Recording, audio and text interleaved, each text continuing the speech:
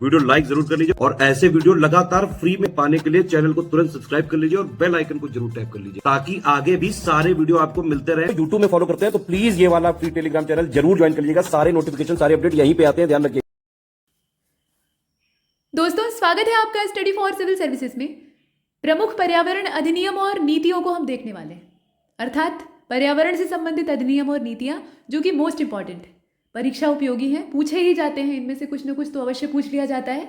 वो यहाँ पर हम एक साथ इकट्ठा करके आपके सामने पेश कर रहे हैं।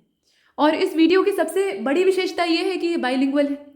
दोनों भाषाओं में आप लिखा हुआ स्लाइड में देखेंगे तो आपको समझने में कोई भी असुविधा नहीं होगी। और इसे स्किप करने की भूल मत करिएगा, क्योंकि ये जितने भी एक्ट और पॉलिसीज हैं, यहाँ से कोई भी आयोग आपकी परीक्षा करवाता हो, प्रश्न तो बनते हैं।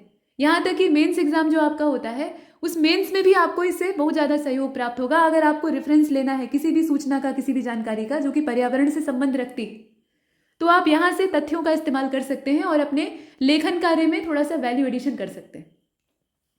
तो शुरू करते हैं बिना देर किए। जैसा कि बताया, इसमें दोनों भाषाओं में उपलब्ध है। आप अपनी सुविधा के हिसाब से भाषा का चयन कर सकते हैं। तो पहला जो इसमें टॉपिक आप देख रहे हैं वो है वन महोत्सव। अब ये जो वन महोत्सव है, ये 1950 के समय में, काफ़ी पहले की बात है, कृषि मंत्री थे उस समय के एम मुंशी, एग्रीकल्चर मिनिस्टर, उनके द्वारा एक कैंपेन के तौर पे शुरू किया गया था। और ये जो मूवमेंट था, इसमें पेड़ लगाओ, मतलब ज़्यादा से ज़्यादा पेड़ लगाओ, यही नारा दिया गया था। और इसी कैंपेन को, इसी मूवमेंट को नाम दिया गया वन महोत्सव। और अभी की स्थिति यह है कि 1 जुलाई से लेकर 7 जुलाई के बीच में वन महोत्सव को हम लोग मनाते हैं, 1 हफ्ते तक।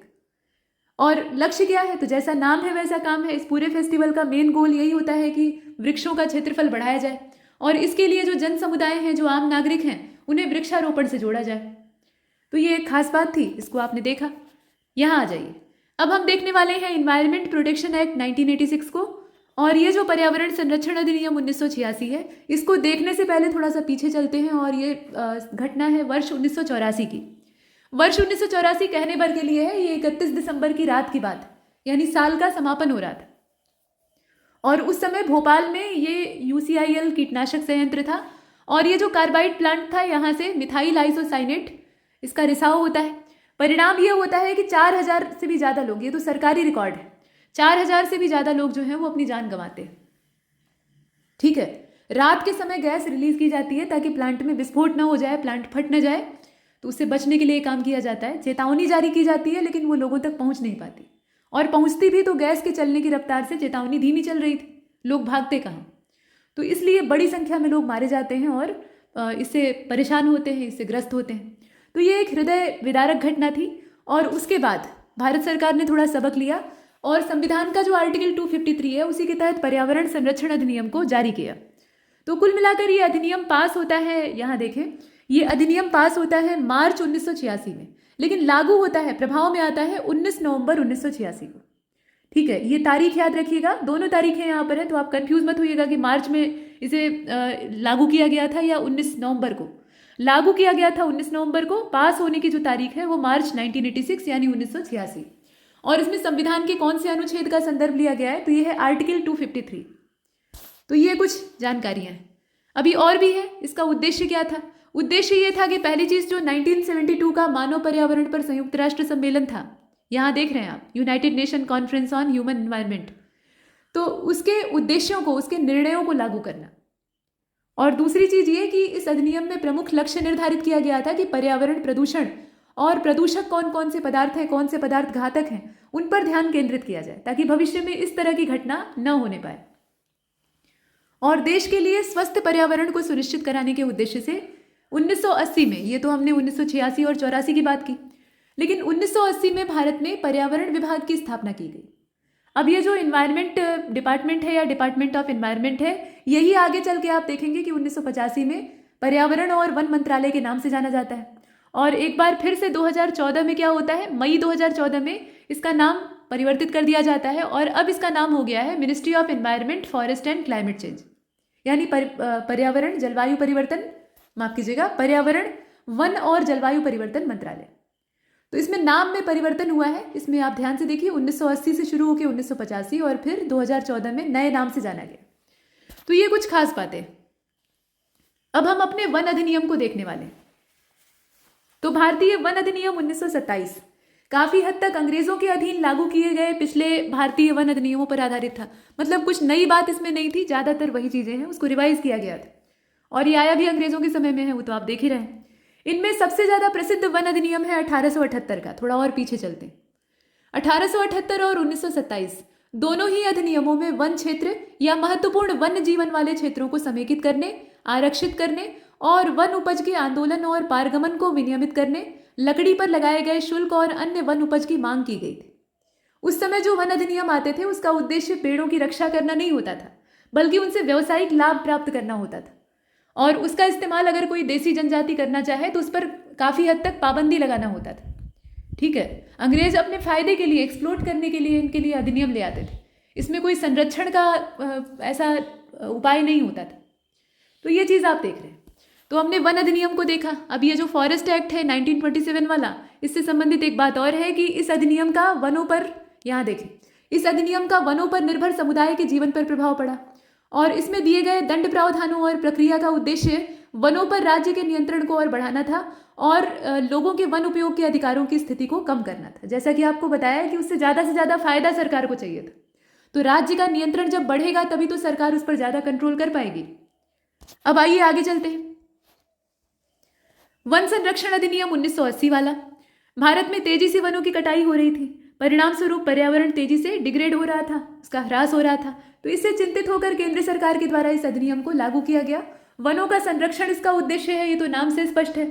और वन क्षेत्रों में स्थायी कृषि वानिकी के क्रियान्वयन के उद्देश्य से केंद्रीय अनुमति आवश्यक, और इस अनुमति के उल्लंघन को एक आपराधिक गतिविधि माना जाएगा। अगर आप इस बात को नहीं मानते हैं तो ये एक क्रिमिनल ऑफेंस माना जाएगा और उसके लिए फिर आपको दंडित किया जाएगा।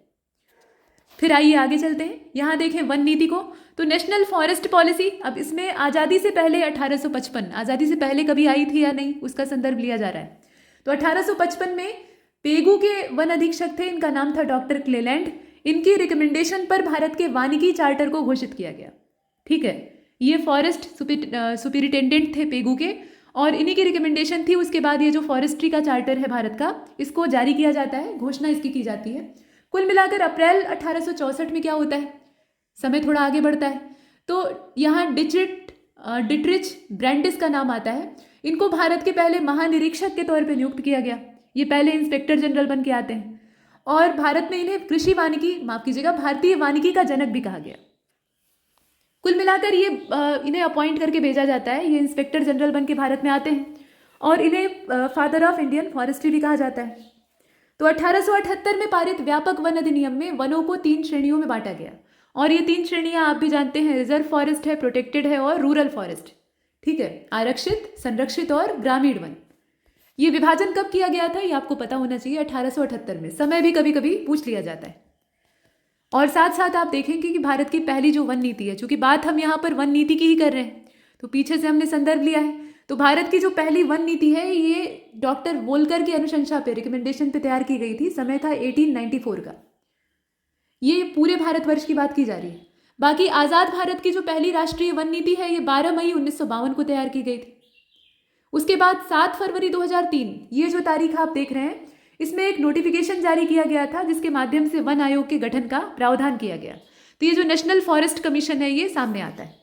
तो ये तारीख भी आप याद रखें और आगे चलें। यहां देखें राष्ट्रीय वन नीति 1988 की। इसका सबसे पहला उद्देश्य था प्राकृतिक विरासत के रूप में वनों का संरक्षण करना और इसके माध्यम से पर्यावरण को स्थिर बनाना और पारिस्थितिकी संतुलन को कायम रखना। ठीक है, इकोलॉजिकल बैलेंस को मेंटेन करना और साथ में जो फॉरेस्ट कंजर्वेशन है उसको हम यहाँ पर बढ़ावा दें। उसके लिए हम इसे विरासत के तौर पर ट्रीट करेंगे तो ज़्यादा बेहतर होगा। अब ये जो वन संरक्षण नीति है इसमें सामाजिक वानिकी कार्यक्रम को शुरू किया गया था। इसी तरह के फैक्ट पूछे जाते हैं। सामाजिक वानिकी कार्यक्रम शुरू किया गया था, कौन से प्रावधान के तहत? अब नीचे बहुत सारे आपको नियम कायदे दिखाए जाएंगे, तो उसमें से आपकी राष्ट्रीय वन नीति है 1988 की, वो आपको चुनना होगा। ठीक है, तो इसके जो उद्देश्य हैं वो आपको पता होने चाहिए।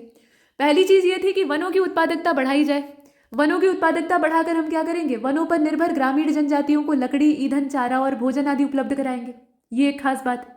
दूसरा इसमें यह तथ्य था कि देश की प्राकृतिक विरासत, जैव विविधता और जीन पूल का संरक्षण किया जाए और देश के संपूर्ण भौगोलिक क्षेत्र के 1/3 हिस्से पर, यह ध्यान से देखिएगा, 1/3 हिस्से पर वनावरण को कायम रखा जाए कम से कम।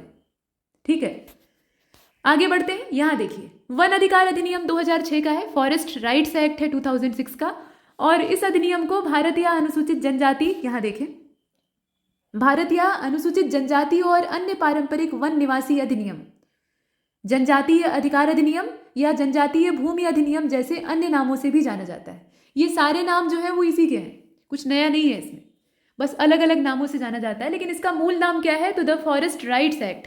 ठीक, फिलहाल ये अधिनियम दिसंबर 2006 को पारित किया गया था। इसके जो पास होने की तारीख है वो है दिसंबर 2006। भूमि और अन्य संसाधनों पर वन निवास समुदायों के अधिकारों से ये संबंधित है। तो ये चीज़ आपने देखी। अब आइए आगे चलते हैं। प्रतिपूरक वन रोपण निधि अधिनियम को देख लीजिए, 2016 का है। अब ये जो compensatory afforestation fund management and planning authority है, जिसे कि आप कंपा कहते हैं, CAMPA, तो ये कंपा एक्ट जो है इसको आप देख रहे हैं यहाँ पर। कुल मिलाकर ये जो अधिनियम प्रतिपूरक वनीकरण निधि प्रबंधन और योजना प्राधिकरण अधिनियम है, या प्रतिपूरक वनीकरण निधि अधिनियम भी इसको कहा जाता है। दोनों नाम इसी के हैं, ध्यान दीजिएगा। ठीक है, दोनों नाम जो दिए हैं वो इसी अधिनियम के हैं। इसमें केंद्र और प्रत्येक राज्य, केंद्र तो इसमें मेन है, उसके अलावा जितने भी राज्य हैं और साथ साथ केंद्र शासित प्रदेश, दोनों में एक उपयुक्त संस्थागत तंत्र को डेवलप करने का प्रयास किया जा रहा है। तो तंत्र तो विकसित हो जाएगा, लेकिन उसका उद्देश्य क्या होगा? उद्देश्य यहाँ दिया हुआ है, ताकि गैर वन उद्देश्य के लिए रूपांतरित की गई जो वन भूमि है उसके बदले जारी की गई राशि का कुशल और पारदर्शी तरीके से उपयोग सुनिश्चित किया जा सके, जिससे कि ऐसी वन भूमि के रूपांतरण के प्रभाव को कम किया जा सके। ठीक है, ये चीज आपने यहाँ पर देखी। अब आइए अब आगे चलते हैं। इसमें नाम से ज़्यादातर चीज़ें क्लियर हो जाती हैं। तो यहाँ एक इसमें और तथ्य ऐड किया जा रहा है कि CAF अधिनियम 2016 जो है, इसमें केंद्र द्वारा पारित किया गया था इसे, और इससे संबंधित नियमों को अधिसूचित किया गया था। इसका जो नोटिफिकेशन का तारीख है वो 2018 का है। ठीक है, CAF अधिनियम में केंद्र द्वारा इसे पारित किया गया था, और इसमें आप देखें कि संबंधित नियमों को अधिसूचित करने की तारीख है 2018। तो इसमें 2 डेट हैं, आपको याद रखना है। CAF एक्ट के बाद अब यहाँ पर हम देखने वाले हैं वन्यजीव संरक्षण अधिनियम, यानी आपका वाइल्ड लाइफ प्रोटेक्शन एक्ट 1972। और भारतीय संसद ने 1972 में वन्यजीव संरक्षण अधिनियम, मतलब वन्यजीव संरक्षण अधिनियम 1972, इसको लागू किया था, और इसके माध्यम से वन्यजीवों को सुरक्षा दी गई थी। इसमें वन्यजीवों का मतलब जीवों और वनस्पतियों दोनों से। तो भारत दुनिया का पहला ऐसा देश है जहां पर संविधान में पर्यावरण संरक्षण का प्रावधान किया गया है, और संविधान में पर्यावरण संरक्षण का प्रावधान होने के बावजूद पर्यावरण हमारे यहाँ बुरी हालत में। उसके पीछे सबसे बड़ी वजह है लगातार बढ़ती हुई आबादी।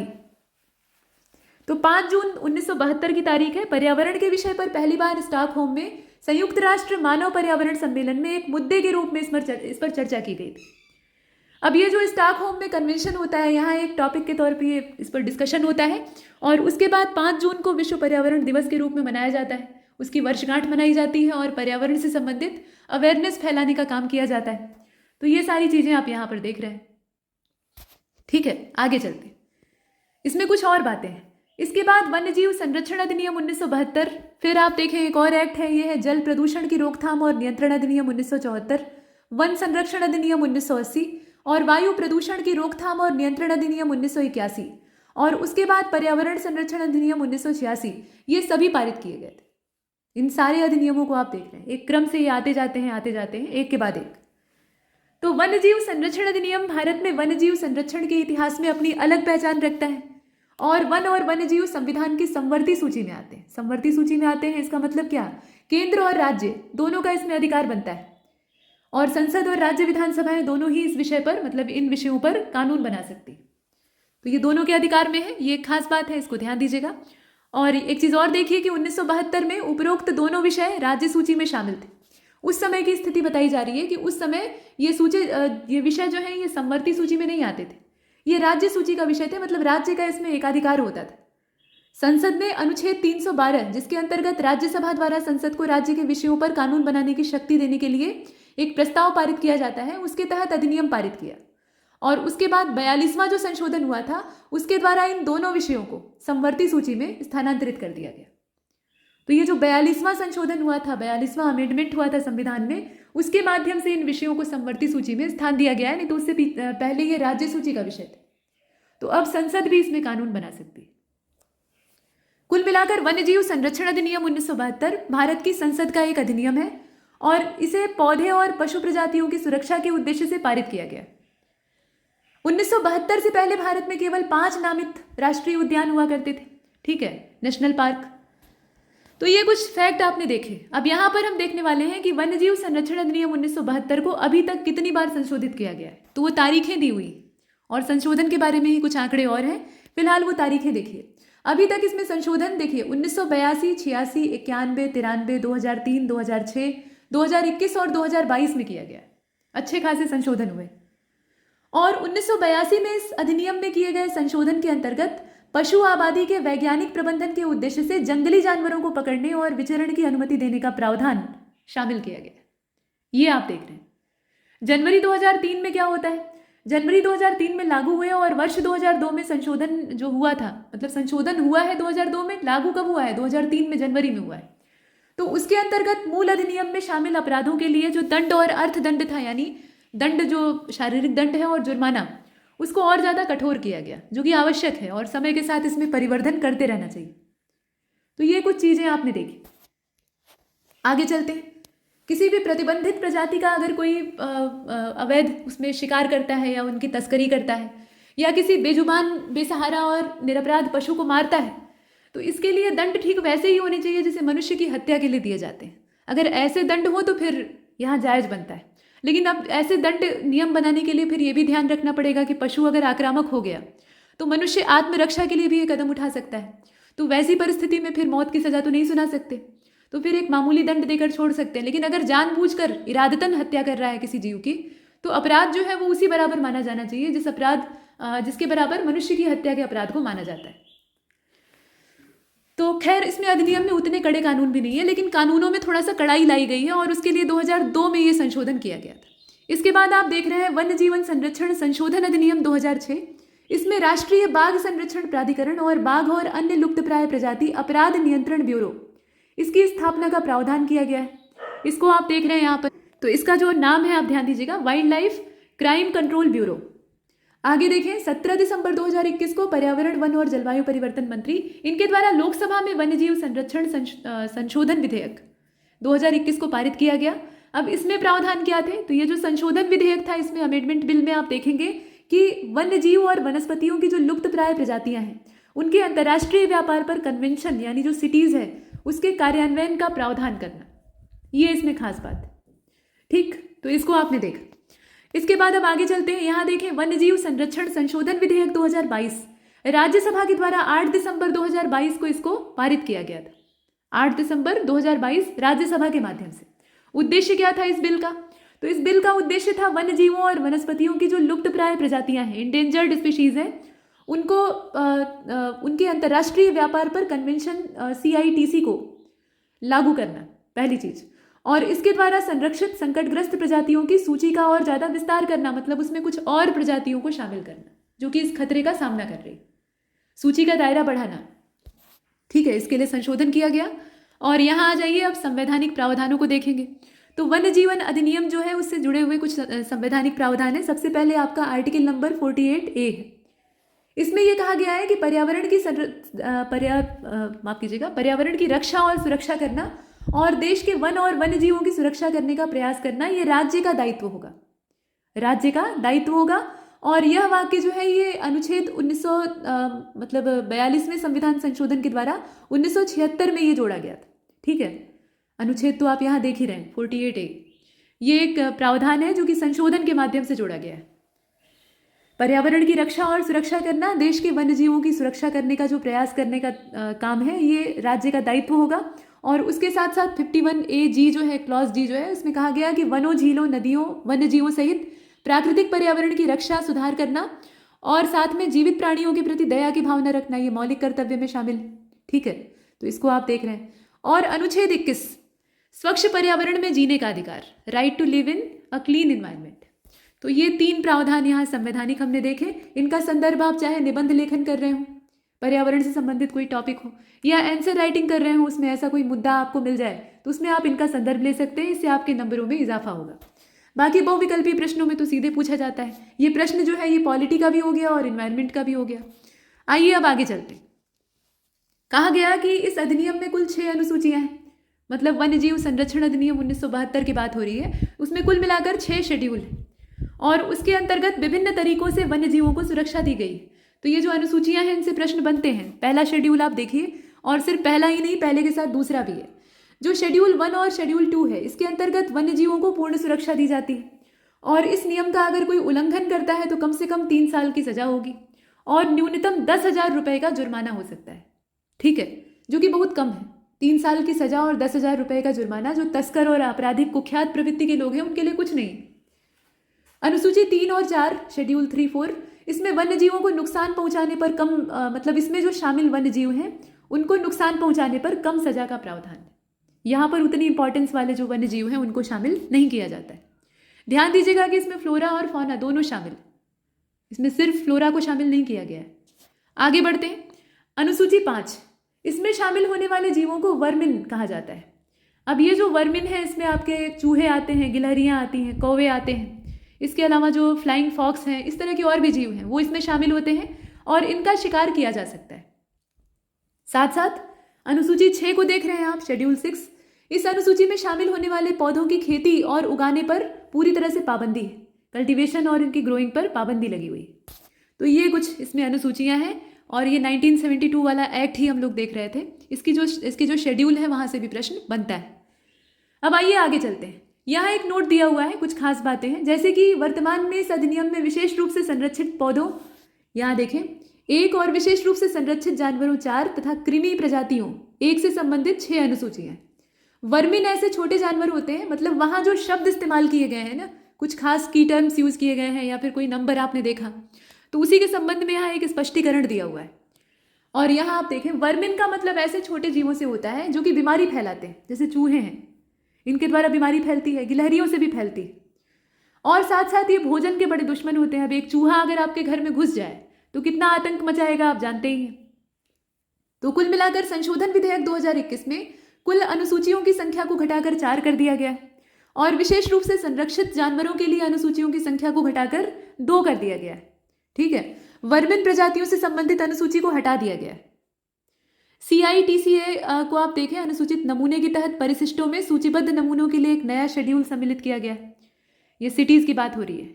ठीक है, शेड्यूल स्पेसिमेंस जो है उनके लिए यहाँ पर एक नया शेड्यूल शामिल किया गया है। तो ये कुछ टिप्पणी में हमने अतिरिक्त जानकारियों को देखा, इसको आप देख सकते हैं। इसके बाद अब आगे चलते हैं। यहाँ आप देख रहे हैं CRZ को, यानी कोस्टल रेगुलेशन जोन, तटीय विनिमयन क्षेत्र। खास बात इसमें क्या है, तो पहली बार वर्ष 1991 में इसके लिए अधिसूचना पर्यावरण, वन और जलवायु परिवर्तन मंत्रालय के द्वारा पर्यावरण संरक्षण अधिनियम 1986 के प्रावधानों के तहत जारी की जाती। ठीक है, यहाँ संदर्भ किस अधिनियम का लिया गया है, 1986 वाला जो एक्ट है उसका, और मिनिस्ट्री कौन सी है तो बताने की आवश्यकता ही नहीं। हाँ, समय इसका 1991 का है। कुल मिलाकर हमारे तटीय पर्यावरण की सुरक्षा और संरक्षण के लिए उपाय जारी करने के आदेश के साथ इसको जारी किया गया था। तो पर्यावरण संरक्षण अधिनियम 1986 के तहत पर्यावरण, वन और जलवायु परिवर्तन मंत्रालय के द्वारा तटीय विनिमयन क्षेत्र यानी कोस्टल रेगुलेशन जोन्स घोषित किए जाते हैं। इसमें कौन से अधिनियम का संदर्भ लिया जाता है ये आपसे पूछा जाएगा।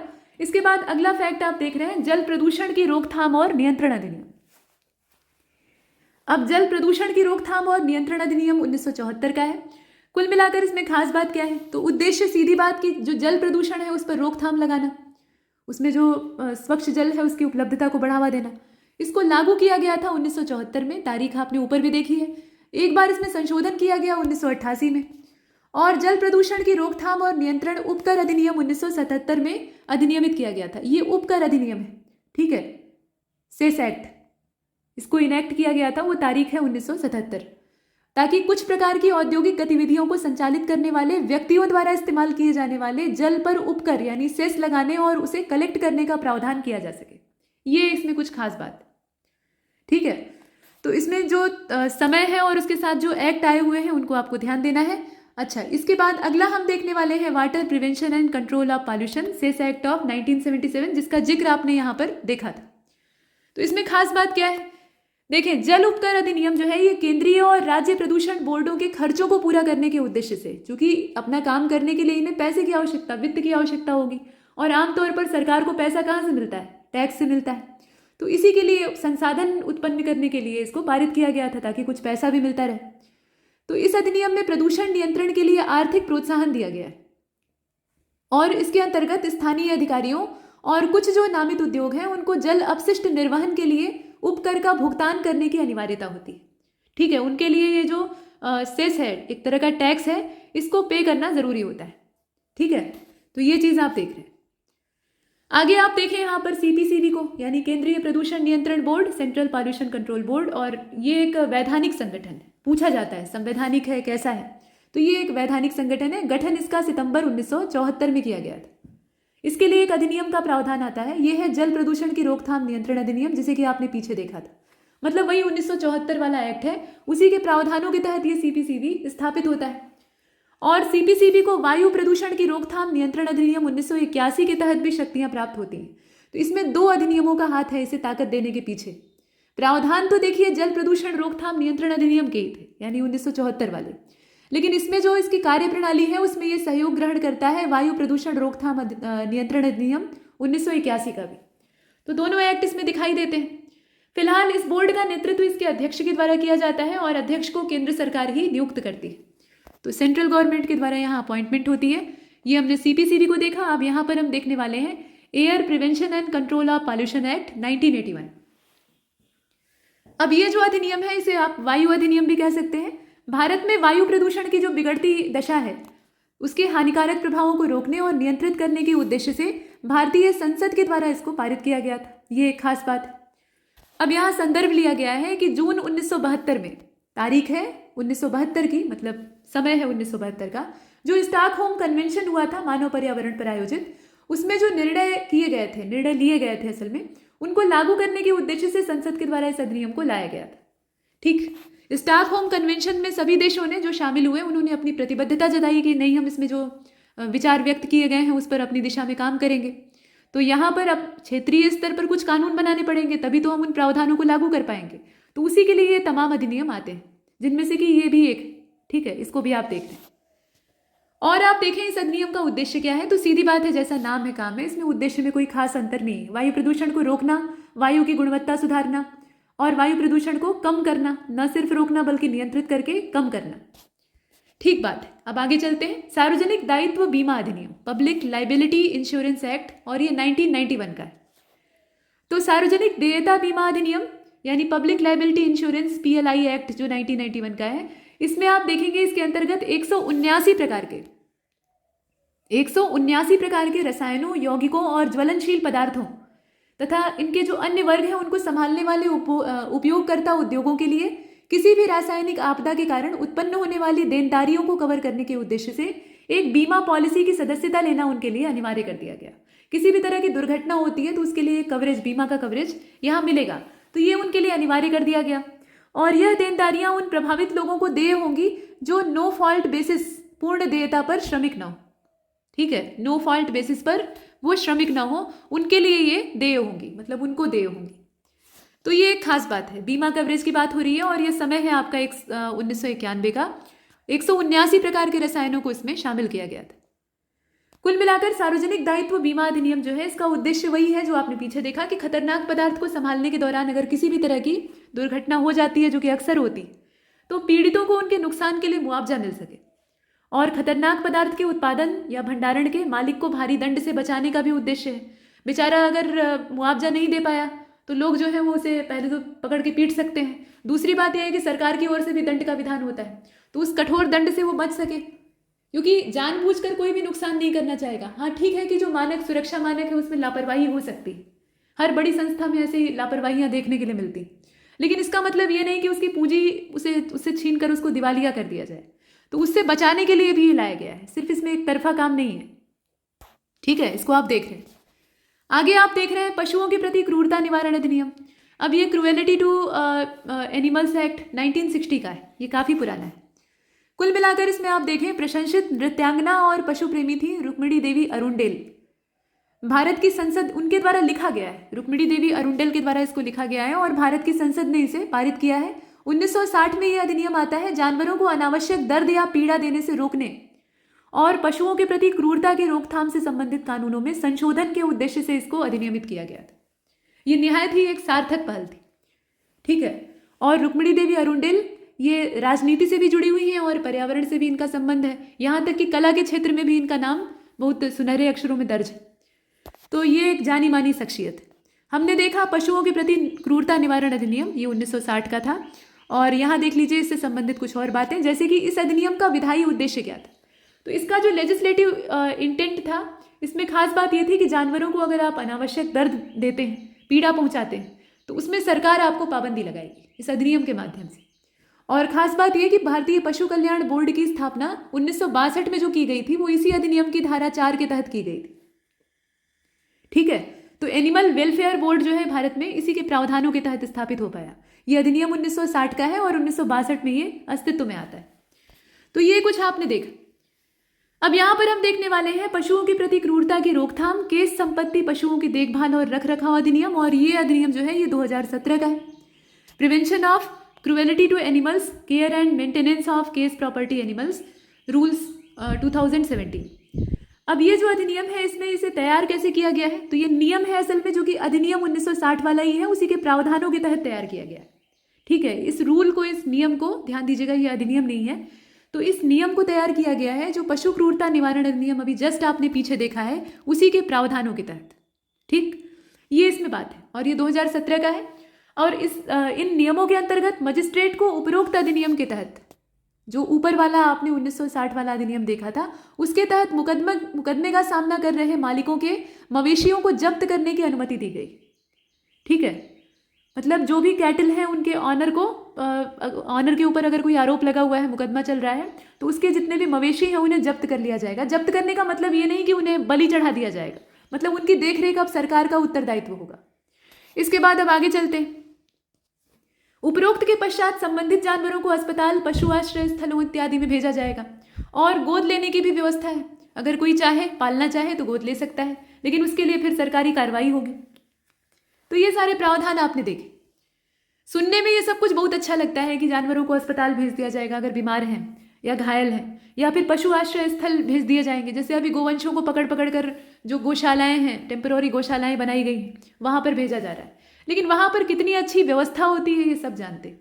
न ठीक से चारे का बंदोबस्त होता है, न सफाई होती है, न उन्हें भरपेट खाना मिलता है, बीमार हो गए तो दवा समय पर नहीं मिलती है। तो वहाँ जाना एक तरह से धीमी मौत है, ठीक है। यहाँ तो रोड एक्सीडेंट में एक झटके में काम तमाम हो जाएगा। या जो गोवध वाले हत्यारे हैं वो ढोकर ले जाएंगे, तो वो एक बार मशीन चलाएंगे, गला अलग हो जाएगा। लेकिन जो सरकारी गौशालाओं में गोवंशों की दशा आजकल है ना, वो इससे ज़्यादा दयनीय है, ठीक है। मैंने देखा है बहुत सारे पशुओं को ऐसे धीमी मौत मरते हुए, उसमें अपना वश भी नहीं चलता है। तो इस पर ध्यान केंद्रित करने की आवश्यकता है। सिर्फ लिख देना, कागज पर लिख देना, पर्यावरण और जीव दया ऐसा मामला नहीं है, धरातल पर करने वाली चीज़ है। फिलहाल अब आगे चलते हैं। मद्रास जंगली हाथी संरक्षण अधिनियम को देख लेते हैं। ये काफ़ी पुराना है, 1873 का है। और इसका उद्देश्य तमिलनाडु में जंगली हाथियों को नष्ट करने पर रोक लगाकर उनकी रक्षा करना है, ठीक है। उल्लंघन अगर करते हैं तो कठोर दंड का प्रावधान है। और सरकारी भूमि पर नर हाथियों की शूटिंग के लिए लाइसेंस जारी करने की अनुमति इसने कलेक्टर को दी थी।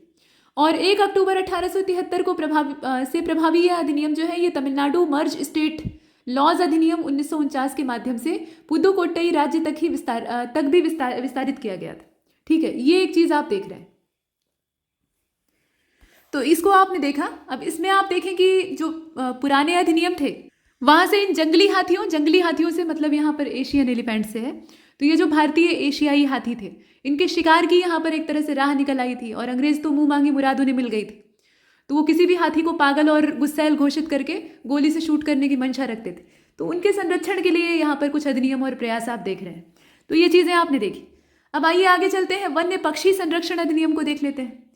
वन्य जीवों की सुरक्षा के लिए पहला कानून 1887 में ब्रिटिश सरकार के द्वारा पारित किया गया था, ठीक है। और इसे वन्य पक्षी संरक्षण अधिनियम भी कहा जाता है।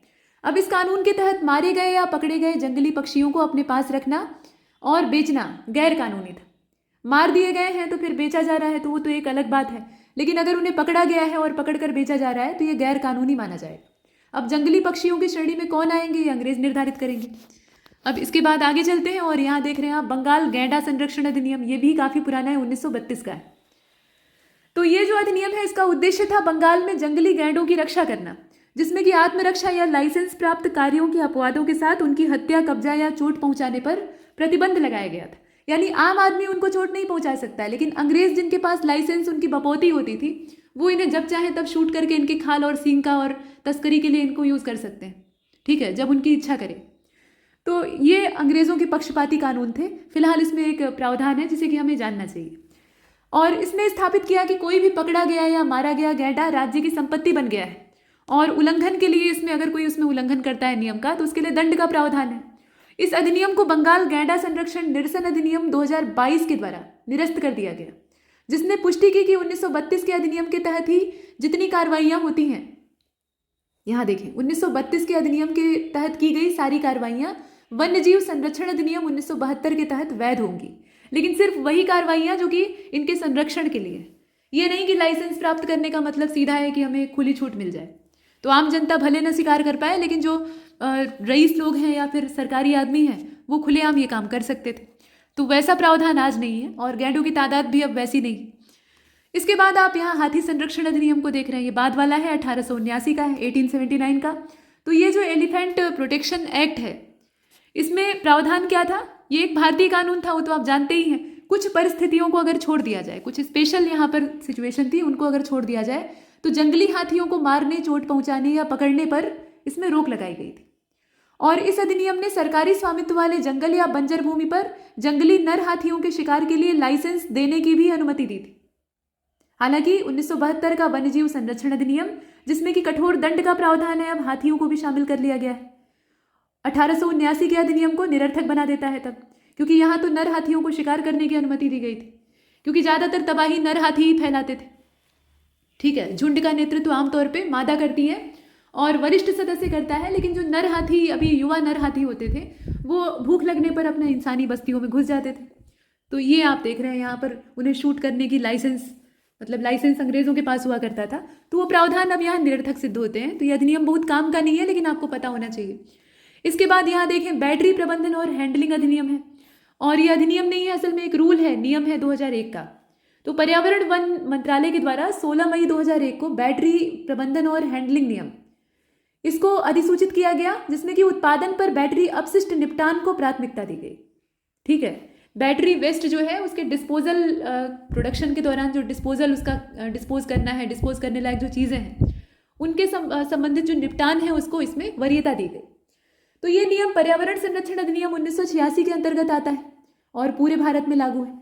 इसका उद्देश्य क्या है? तो पर्यावरणीय खतरों को कम करना, सीधी बात है, अधिनियम से आप वैसे भी समझ गए। और इसके लिए फिर लेड एसिड बैटरियों के संग्रह और पुनर्चक्रण को विनियमित करना, यहाँ वहाँ न फेंक दिया जाए निपटान करने के चक्कर में, उस पर ध्यान केंद्रित करना। नेक्स्ट आप यहाँ पर देखने वाले हैं, इसमें खास बात यह है कि बैटरी अपशिष्ट प्रबंधन, आजकल बैटरी चालित बहुत सारी चीज़ें, ठीक है, छोटी बैटरी, बड़ी बैटरी। तो बैटरी अपशिष्ट प्रबंधन एक गंभीर वैश्विक मुद्दा है, सिर्फ देशी मुद्दा नहीं है, पूरी दुनिया की समस्या है। और इसके लिए हवा, पानी और मिट्टी के प्रदूषण को रोकने हेतु रणनीति बनाने की आवश्यकता है। तो ये प्रयास उसी दिशा में। आगे चलते हैं। राष्ट्रीय वन रोपण और पारिस्थितिकी विकास बोर्ड, ये NAEB है। ठीक है, इसका पूरा नाम आप यहाँ देख रहे हैं, national afforestation and eco development board. तो अब इसकी स्थापना अगस्त 1992 में भारत में वन रोपण, पारिस्थितिकी बहाली और पारिस्थितिकी विकास को बढ़ावा देने के उद्देश्य से की गई थी। तो इसके कार्यों में, मतलब जो NAEB है, इसके कार्यों में योजना बनाना और कार्यान्वयन करना दोनों शामिल है। योजना भी बनाएगा और उसको इम्प्लीमेंट भी करेगा, ये दोनों इसके प्रावधानों में शामिल है। फिलहाल वन क्षेत्रों और उसके आसपास की जमीन को बहाल करने के लिए एक तंत्र विकसित करना, ये NAEB का उद्देश्य होता है। तो इसको आप देख रहे हैं। और NAEB वन रोपण, वृक्षारोपण और पारिस्थितिकी बहाली के लिए कार्य योजनाओं की निगरानी और समन्वय करता है। इसका जो काम है वो भी दिया हुआ है। ठीक है, तो ऐसे प्रश्न बन सकता है, हालांकि ये ज़्यादा कठिन हो जाएगा, लेकिन अब आयोग के प्रश्नों का स्तर बढ़ता जा रहा है। तो राष्ट्रीय वन रोपण और पारिस्थितिकी विकास बोर्ड से संबंधित निम्नलिखित मुद्दों पर या तथ्यों पर विचार करिए। अब नीचे कुछ 4 स्टेटमेंट देकर यही सारे फैक्ट आपके सामने रख दिए जाएं, उसमें से जो गलत है उसकी पहचान आपको करनी है, या जो सही है उसकी पहचान। तो सही जानकारी आपके पास होनी चाहिए। ठीक है, आगे चलते हैं। कुछ और खास बातें यही NAEB के बारे में है। ग्रामीण समुदायों की जरूरतों को पूरा करने और पारिस्थितिकी सुरक्षा के लिए वन क्षेत्र को बहाल करना इसका उद्देश्य है। साथ में आप देख रहे हैं कि उन क्षेत्रों पर भी अपना मामला, अपना ध्यान फोकस करता है जो कि पारिस्थितिकी रूप से काफ़ी ज़्यादा नाजुक है। जैसे कि आपका पश्चिमी हिमालयी क्षेत्र हो गया, अरावली हो गया, वेस्टर्न घाट पूरा ही, ठीक है, इस तरह के इलाके। और यह वन क्षेत्रों के साथ साथ उनके आसपास की जमीन, राष्ट्रीय उद्यान वहाँ पर अगर है, अभ्यारण्य है या कोई और प्रोटेक्टेड एरिया है तो उस पर भी अपना ध्यान केंद्रित करेगा। यानी एक बहुआयामी इसका काम है। तो ये आप देख रहे हैं। इसके बाद अब आगे चलते हैं। यहाँ देख रहे हैं आप बायोमेडिकल वेस्ट मैनेजमेंट रूल्स 2016। तो ये जो जैव चिकित्सा अपशिष्ट प्रबंधन नियम है, पर्यावरण, वन और जलवायु परिवर्तन मंत्रालय ही इसमें काम करेगा, मामला जो कि पर्यावरण का है। बाकी इसके द्वारा स्थापित बायोमेडिकल अपशिष्ट प्रबंधन नियम 2016, इसका उद्देश्य क्या था? सार्वजनिक स्वास्थ्य और पर्यावरण की सुरक्षा के लिए बायोमेडिकल अपशिष्ट के प्रबंधन को बढ़ावा देना। ठीक है, बायोमेडिकल वेस्ट जो है उसके प्रबंधन को, उसके मैनेजमेंट को बढ़ावा देना, ये इसका पर्पस था। अब जो अपशिष्ट है उसे हम कुछ 4 अलग अलग कैटेगरी में डिवाइड कर सकते हैं, वर्गीकृत कर सकते हैं। नियम स्रोत पर प्रभावी पृथक्करण को बढ़ावा देते हैं। इसके अलावा एक खास बात यह है कि 2 वर्षों के भीतर क्लोरीन युक्त प्लास्टिक को चरणबद्ध तरीके से समाप्त करना अनिवार्य बना दिया गया है। ठीक है, अनिवार्य प्रावधान इसमें शामिल है। कुल मिलाकर हानिकारक सामग्रियों को कम करना, जितनी भी अपशिष्ट है उनके अंदर जितने भी हानिकारक रसायन है, सामग्रियां हैं, उसका निदान करना इसका उद्देश्य है। क्लोरीन युक्त जो प्लास्टिक है उसको चरणबद्ध तरीके से समाप्त करने की भी इसमें बात कही गई। ये कुछ फैक्ट आप याद रखिएगा, बाकी समय याद रखिएगा। ये 2016 का है। आगे बढ़ते हैं। देखिए, कुल मिलाकर ये नियम जो है ये बायोमेडिकल अपशिष्ट के प्रबंधन के लिए एक सक्रिय दृष्टिकोण को दर्शाता है और ये सुनिश्चित करता है कि जो स्वास्थ्य सेवा है या इस तरह की सुविधाएं हैं, सामुदायिक स्वास्थ्य की रक्षा है, वो सब हम यहाँ ध्यान में रखेंगे, लेकिन उसके साथ साथ हम अपने पर्यावरण का भी ध्यान रखेंगे। ये नहीं कि स्वास्थ्य सुनिश्चित करने के चक्कर में हम प्रकृति का स्वास्थ्य खराब करें, क्योंकि अगर प्रकृति को हमने अस्वस्थ किया, अपने पर्यावरण को अस्वस्थ किया, तो हम भी बहुत समय तक सेहतमंद नहीं रह पाएंगे। ठीक है, तो इसी पर्पज से इसको लाया गया है, इसे आप ध्यान से देखिएगा। अगला देखते हैं, खतरनाक और अन्य अपशिष्ट प्रबंधन सीमा पार संचलन नियम। ये जो हेजार्डियस वेस्ट मैनेजमेंट वाला काम है, इसके लिए रूल बना हुआ है और ये भी रूल जो है ये 2016 का ही। ठीक है, तो ये जो नियम है ये क्या कहते हैं? भारत में खतरनाक और अन्य अपशिष्ट प्रबंधन और सीमा पार आवागमन नियम जो है ये खतरनाक अपशिष्ट के सुरक्षित निपटान और पुनर्चक्रण पर ध्यान केंद्रित करता है। सबसे बड़ी समस्या आजकल यही है, जो हम लोग उत्पादन कर रहे हैं, जितनी भी चीज़ें अपनी सुविधा के लिए बना रहे हैं, चाहे वो बैटरी हो या कुछ भी, चाहे वो स्वास्थ्य संबंधी कोई दवा हो या कोई रसायन हो या किसी भी तरह की कोई चीज़ें हो, कोई डिवाइस हो, तो उसका जब बाद में इस्तेमाल खत्म हो रहा है या उसके इस्तेमाल के दौरान निकलने वाली जो फालतू चीज़ें हैं, वेस्ट है, वो बायोडिग्रेडेबल आमतौर पे नहीं होता है।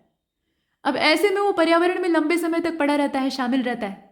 अब एकदम निष्क्रिय है, न्यूट्रल है तो अलग बात है, लेकिन न्यूट्रल इस तरह के अपशिष्ट होते नहीं हैं। जब वो लंबे समय तक मिट्टी में दबे हुए हैं या हवा में शामिल हो गए या जल में चले गए, कचरे के तौर पे बहा दिए गए, तो वहाँ पर वो बड़े पैमाने पर नुकसान पहुँचाते हैं, वहाँ की बायोडाइवर्सिटी को नष्ट करते हैं और हमारे पूरे पर्यावरण को असंतुलित करते हैं। तो इसके लिए इन पर ध्यान केंद्रित करना बहुत आवश्यक है। तो यहाँ भी आप देख रहे हैं कि खतरनाक और अन्य अपशिष्ट प्रबंधन और सीमा पार संचलन अधिनियम जो है, नियम जो है उसको लागू किया गया है। मुख्य प्रावधान क्या है? तो मुख्य प्रावधानों में रोकथाम और पुनर्चक्रण को प्राथमिकता देने वाला अपशिष्ट प्रबंधन पदानुक्रम, केवल पुनर्चक्रण या पुनर्उपयोग के लिए खतरनाक अपशिष्ट के आयात पर प्रतिबंध और पर्यावरण, वन और जलवायु परिवर्तन मंत्रालय द्वारा दी गई जो अनुमतियां हैं वो सब कुछ इसमें शामिल की गई। तो मेन मुद्दा इसमें रिसाइकलिंग का है। रिसाइकलिंग की जाए और अगर रिसाइकलिंग के काबिल नहीं है तो उसका ऐसा निदान किया जाए, ऐसा उसका विघटन कर दिया जाए कि वो प्रकृति के लिए कम से कम हानिकारक न रह जाए।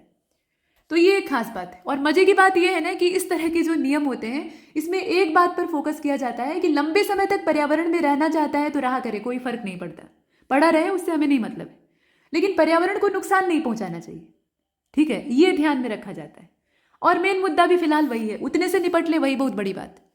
इसके बाद कुछ और खास बातें इसी में। नियम जो है ये अपशिष्ट प्रसंस्करण के लिए एक मानक संचालन प्रक्रिया स्थापित करता है।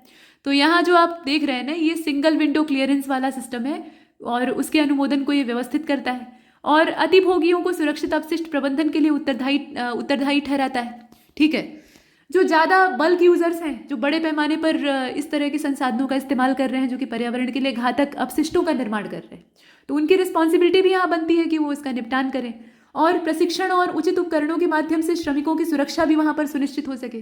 क्योंकि इस तरह के घातक रसायन और घातक उत्पादों का अगर कोई फैक्ट्री, कोई संस्थान या कोई कारखाना यूज़ कर रहा है तो वहाँ का जो मालिक है वो तो सीधे हाथ उसमें डालेगा नहीं, वहाँ पर जो काम करने वाले वर्कर्स हैं वही पहले संपर्क में आएंगे, मालिक तो बैठ के पैसा गिनेगा, मतलब मेहनत वो भी करता है, लेकिन ये सब जो काम है ये किसके माध्यम से करवाए जाते हैं? ये जो वहाँ पर लेबर हैं, जो वर्कर्स हैं, उनके माध्यम से होते हैं।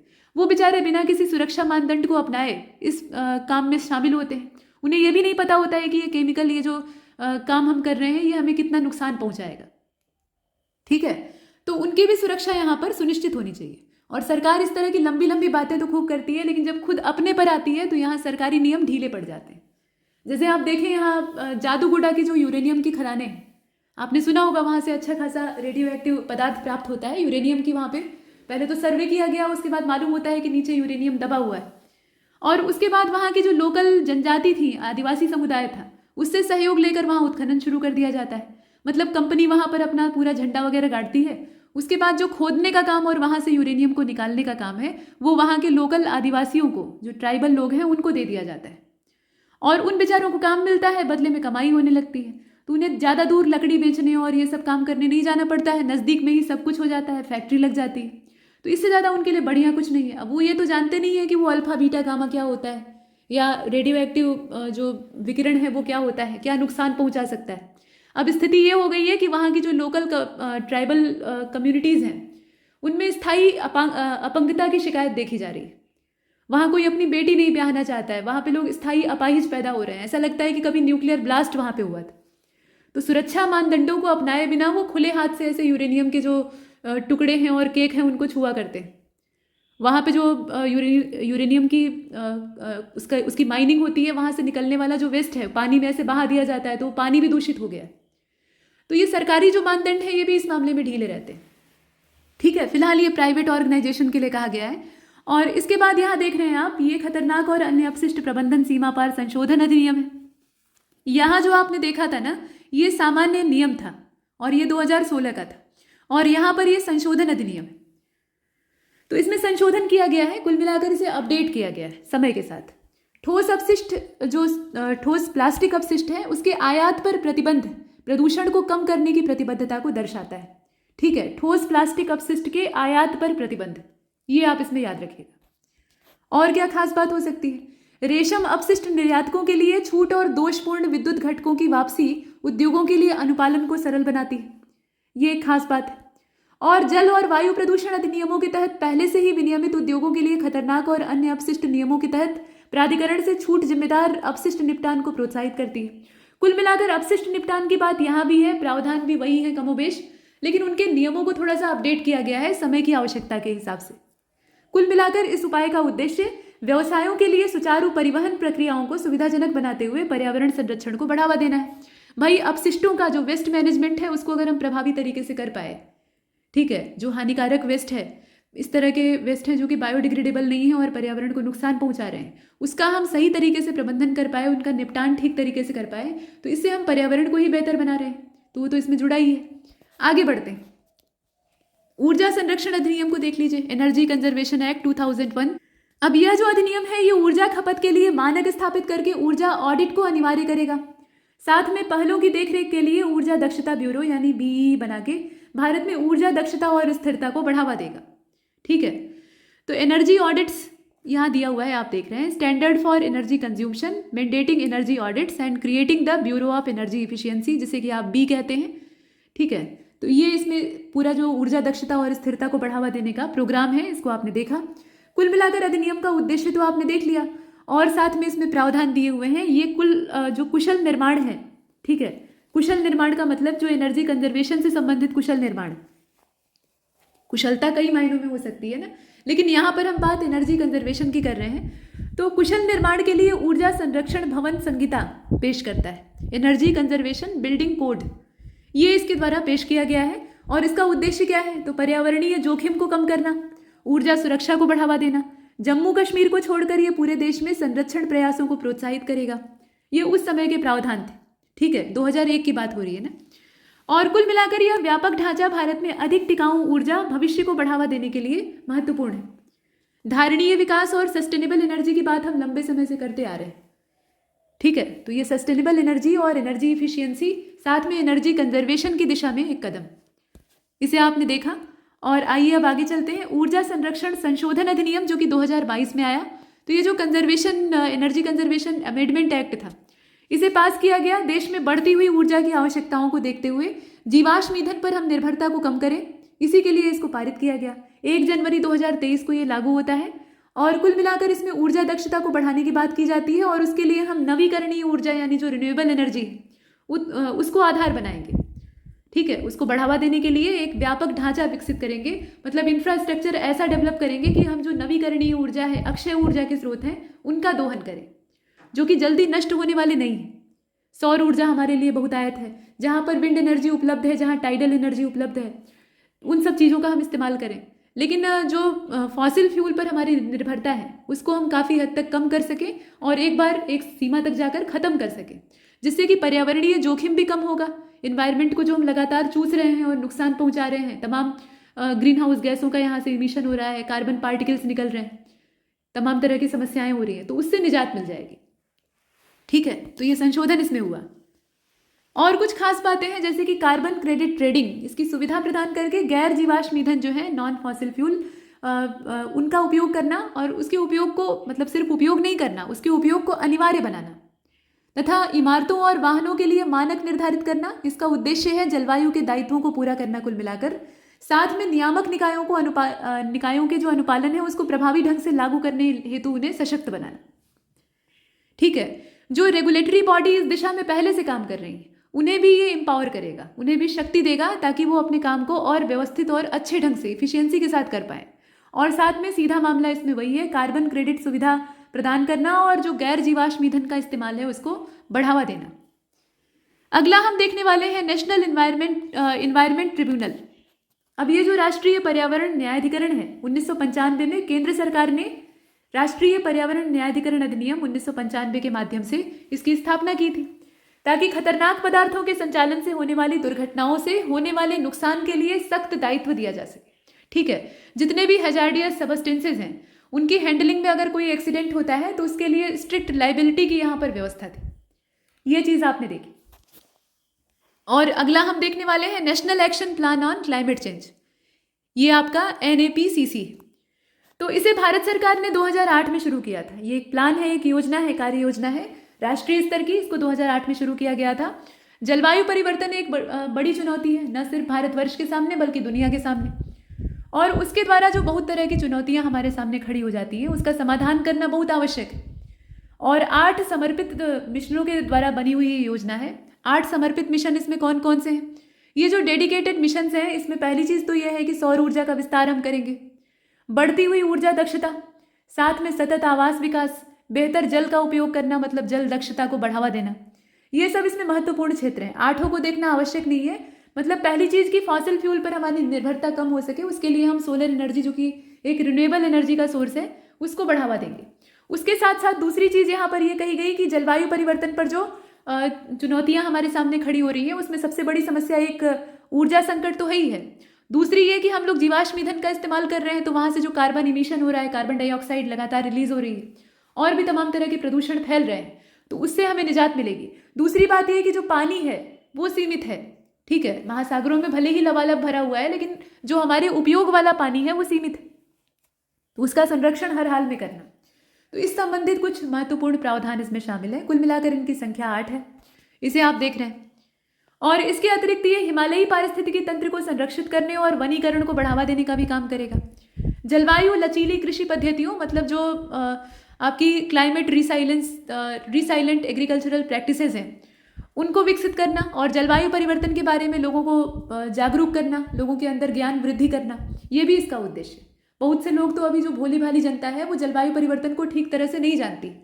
हो सकता है उन्होंने सुना हो क्लाइमेट चेंज को, लेकिन इसका असल मायना क्या है और ये कितना ज़्यादा खतरनाक हो चुका है ये बहुत कम लोगों को पता है।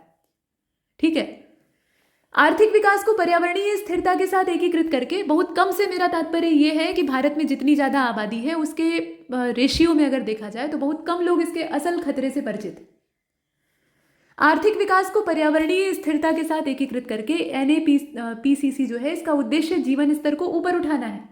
ठीक है, साथ ही साथ जलवायु संबंधी जो प्रभाव है उनके प्रति जनसंख्या की भेद्यता को कम करना है।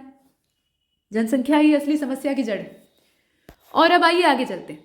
ये आपका है राष्ट्रीय स्वच्छ ऊर्जा कोष यानी national clean energy fund, NCEF, कुल मिलाकर 2010 में इसकी स्थापना हुई थी। भारत में स्वच्छ ऊर्जा और पर्यावरण की पहलों को और आगे बढ़ाना इसका उद्देश्य था। नाम से काम क्लियर है वैसे भी। और कोयला और लिग्नाइट की बिक्री पर स्वच्छ ऊर्जा उपकर यानी सेस, क्लीन एनर्जी सेस, इसके द्वारा वित्त पोषित यह प्रदूषण भुगतान करता है। इस सिद्धांत के तहत ये काम करता है। कुल मिलाकर कोयले और लिग्नाइट की बिक्री पर जो सेस लगाया जा रहा है उसके संबंध में यहाँ सिद्धांत आपको दिखाई देते हैं। और ये प्रदूषण के लिए कार्बन उत्सर्जकों को उत्तरदायी ठहराता है। हालांकि प्रदूषण में सिर्फ कार्बन उत्सर्जन ही शामिल नहीं है, लेकिन कार्बन उत्सर्जन इसका एक बड़ा शेयर है, बड़ा रिस्पॉन्सिबल फैक्टर है इसमें, तो उसको हम इसमें शामिल करते हैं। तो हमने क्लीन एनर्जी फंड को देखा। और यहाँ पर आप देखें ये जो एनसेफ है, ये कोयला आधारित जो बिजली संयंत्र है उनके आधुनिकीकरण का समर्थन करता है। और भारतीय अक्षय ऊर्जा विकास एजेंसी के माध्यम से अक्षय ऊर्जा परियोजनाओं के लिए कम ब्याज दर पर ऋण भी उपलब्ध कराता है। स्वच्छ ऊर्जा प्रौद्योगिकियों में अनुसंधान को ये वित्त पोषित करता है। 2017 में इसके लिए जो राष्ट्रीय जलवायु लक्ष्य हैं उनके साथ संरेखित करते हुए इसे पर्यावरणीय स्थिरता के लिए स्थापित किया गया था। और इस कोष का नाम बाद में बदल के राष्ट्रीय स्वच्छ ऊर्जा और पर्यावरण कोष कर दिया गया। ठीक है, तो ये नाम इसका चेंज हुआ है। कुल मिलाकर इसमें जो इसका काम है वो नहीं बदला है, काम तो वही है, इसे आप याद रखिएगा। और इसमें जो एजेंसी जुड़ी हुई है उसका भी नाम कभी कभी पूछ लेता है, तो इसको आप देख सकते हैं। अब आगे चलते हैं। यहाँ देखें आप, प्लास्टिक अपशिष्ट प्रबंधन नियम। ये जो नियम है ये भी 2016 का है। इसका उद्देश्य है कई प्रमुख उपाय करके, मतलब जो बन सके वो उपाय करके, भारत में प्लास्टिक कचरे से निपटना। प्लास्टिक बैग की न्यूनतम मोटाई 50 माइक्रोन तक बढ़ाकर नियत रिसाइकलिंग प्रयासों को बढ़ावा देना। और वे ग्रामीण क्षेत्रों में प्रयोज्यता को व्यापक बनाते हैं। उत्पादकों के लिए एक पूर्व पंजीकरण प्रणाली को शुरू करते हैं और विभिन्न अनुप्रयोगों में प्लास्टिक के पुनः प्रयोग को प्रोत्साहित करते हैं। तो प्लास्टिक का निपटान करना, प्लास्टिक कचरे का निपटान करना, ये इसके नाम से काम क्लियर है, तो इसमें बहुत ज़्यादा फंसने की आवश्यकता नहीं है। इसके बाद कुछ और खास बातें हैं। देखिए, अपशिष्ट प्लास्टिक संग्रहण बिंदु और सामग्री पुनर्प्राप्ति सुविधाएं, MRF कहा जाता है इसे, मतलब मटेरियल रिकवरी फैसिलिटीज़ के नाम से जाना जाता है। तो इसमें इन सारी सुविधाओं को स्थापित करना, मतलब MRF को स्थापित करना और उचित संग्रह और रिसाइकलिंग की सुविधा देना। इसके अतिरिक्त नियम उत्पादक और जनरेटर स्थानीय निकायों के लिए जिम्मेदारियों को परिभाषित करते हैं। राज्य प्रदूषण नियंत्रण बोर्ड को अनुपालन लागू करने के लिए सशक्त बनाते हैं। प्लास्टिक अपशिष्ट प्रबंधन के लिए एक व्यापक दृष्टिकोण को बढ़ावा देते हैं। ये सारी चीजें इसमें शामिल हैं। वर्ष 2018 और 2021 में इसमें संशोधन भी हुआ है, तो संशोधन की भी तारीखें आपको पता होनी चाहिए। ठीक है, आगे बढ़ते हैं। प्लास्टिक अपशिष्ट प्रबंधन संशोधन अधिनियम 2021 देखिए आ ही गया। तो अब यहाँ जो संशोधन हुआ, यहाँ देखें, प्लास्टिक प्रदूषण से निपटने के लिए एक महत्वपूर्ण उपाय यहाँ पर पेश किया जाता है भारत सरकार के द्वारा। कुल मिलाकर 1 जुलाई 2022 से प्रभावी कुछ एकल उपयोग वाले सिंगल यूज जो प्लास्टिक होते हैं उन पर प्रतिबंध का उद्देश्य था स्ट्रॉ और कटलरी जैसी वस्तुओं को खत्म करना। और प्लास्टिक कैरी बैग की मोटाई 75 माइक्रोन मतलब बढ़ाकर 75 माइक्रोन और बाद में 120 माइक्रोन करना, ताकि पुनः उपयोग इसका किया जा सके, मतलब रिसाइकलिंग की जा सके। और जब प्लास्टिक के बैग जो है, कैरी बैग जो है, उनका अगर रिसाइकलिंग का काम प्रभावी तरीके से होता है तो इससे निश्चित तौर पर जो प्लास्टिक कचरा है वो कम होगा, क्योंकि ज़्यादातर पॉलीथीन की थैलियाँ ही उसमें होती हैं, हालांकि और भी चीज़ें। तो कुल मिलाकर इस नियम का विस्तार किया गया और इसमें उत्पादकों और ब्रांड मालिकों को प्लास्टिक पैकेजिंग कचरे के स्थायी प्रबंधन के लिए उत्तरदायी बनाया जाता है। ये एक खास बात। संग्रहण बिंदु और सामग्री पुनर्प्राप्ति सुविधाएं स्थापित करके, मतलब वही MRF जो है उसकी स्थापना करके, नियम प्रभावी पुनर्चक्रण और पर्यावरण के प्रति उत्तरदायी अपशिष्ट प्रबंधन जो प्रथाएं हैं उनको बढ़ावा देता है। ठीक है, जो इफेक्टिव रिसाइकलिंग और environmentally responsible waste management practices हैं उनको ये बढ़ावा देता है। ठीक है, आगे चलते। ओजोन क्षयकारी पदार्थ विनिमयन और नियंत्रण अधिनियम, और ये भी अधिनियम नहीं है बल्कि नियम है, और ये नियम है सन 2000 का। तो ओजोन की बात आ रही है तो हम मॉन्ट्रियल प्रोटोकॉल की बात करेंगे ही। तो इसका उद्देश्य मॉन्ट्रियल प्रोटोकॉल के साथ संरेखित होकर, मतलब उसके साथ कदम से कदम मिलाकर, भारत में ओजोन क्षयकारी पदार्थों के उत्पादन, खपत, आयात और निर्यात और साथ में बिक्री, इन सब को रेगुलेट करना। ठीक है, इन सब पर रेगुलेशन स्थापित करना, ये इसका उद्देश्य है।